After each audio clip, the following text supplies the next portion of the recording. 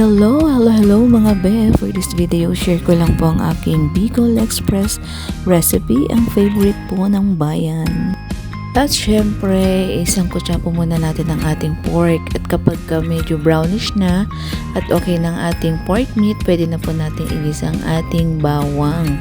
So doon na rin po ako nagisa, same kawali na ginamit ko. And then isinunod ko na po ang ating sibuyas at luya.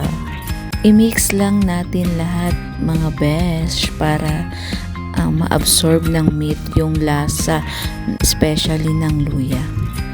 In a few minutes, pwede na po nating isunod ang ating kamatis. At syempre, wag po nating kakalimutang timplahan na ng asin, paminta, or kahit ano pang pampalasa na gusto nyong ilagay. Depende sa inyong panlasa. And syempre, nilagyan ko rin po yan ng at least 1/4 cup of water para tuluyang lumambot yung ating pork. Pag malambot na yung ating pork, so pwede na po nating ilagay yung ating gata. So hayaan lang po nating kumulo until maging creamy or mag-reduce na yung ating gata.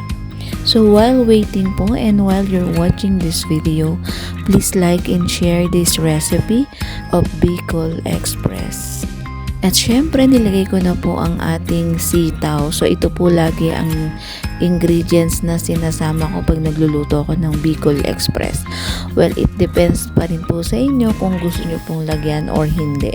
At syempre, hindi makompleto ang ating Bicol Express kung walang green chili, pampaanghang.